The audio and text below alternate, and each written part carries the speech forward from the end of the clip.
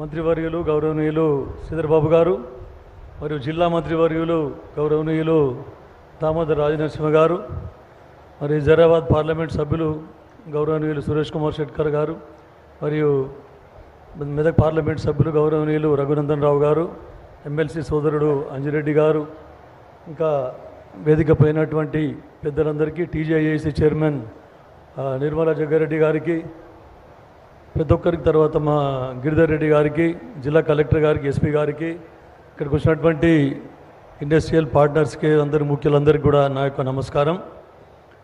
ముఖ్యంగా అందరూ మా ఎంపీ గారు కూడా చెప్పిండ్రు, రఘునందన్ రావు గారు కూడా చెప్పడం జరిగింది. అందరూ ఇంతకుముందు శ్రీధర్ బాబు గారితో డిస్కస్ చేస్తూ ఇండస్ట్రీస్ ఏవైతే ఉన్నాయో అన్నీ కూడా ఔటర్ రింగ్ రోడ్, తర్వాత రీజనల్ రింగ్ రోడ్ సైడే అందరు ఏర్పాటు చేయడం జరుగుతూ ఉంది. మా ముఖ్యమంత్రి పిసిసి మన రేవంత్ రెడ్డి గారు పిసిసి అధ్యక్షులుగా ఉన్నప్పుడే మేము రూరల్ ఇండస్ట్రియల్ పాలసీ గురించి డిస్కస్ చేయడం జరిగింది. ఇప్పుడు గౌరవ మంత్రి గారి దృష్టికి కూడా అదే తీసుకుపోతా ఉన్నాను. నేను రూరల్ ఇండస్ట్రియల్ పాలసీ గురించి స్ట్రెచ్ చేయవలసిన అవసరం ఉంది సార్.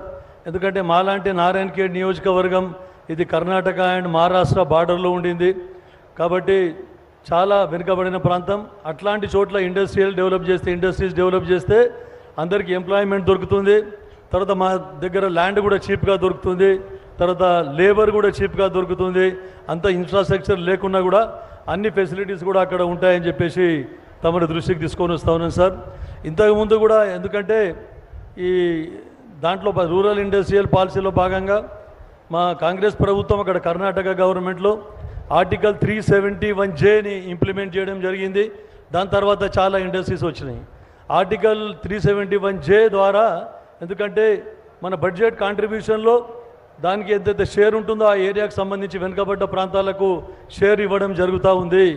తర్వాత ఎంప్లాయ్మెంట్లో కూడా అందరూ చెప్పారు, ఇప్పుడు గౌరవ ఎంపీ గారు రఘునందన్ రావు గారు చెప్పడం జరిగింది, 75% ఎంప్లాయ్మెంట్ స్థానికులకే ఇవ్వాలని చెప్పేసి నేను దానితో ఐక్యభవిస్తాను. ఎందుకంటే అక్కడ లోకల్లో చాలా మటుకు ల్యాండ్స్ పోగొట్టుకుంటారు కాబట్టి వాళ్ళకి ఎంప్లాయ్మెంట్ ఇవ్వవలసిన అవసరం ఉంది. కానీ తమరి ప్రభుత్వం ఉంది ఇప్పుడు సెంట్రల్లో కూడా. నేను ఈ ఆర్టికల్ 371J ఎట్లయితే కర్ణాటకలో ఇంప్లిమెంట్ చేయబడిందో మనతో కూడా తెలంగాణ గురించి ఆర్టికల్ 371D అని రాజ్యాంగంలో పొందుపరిచింది.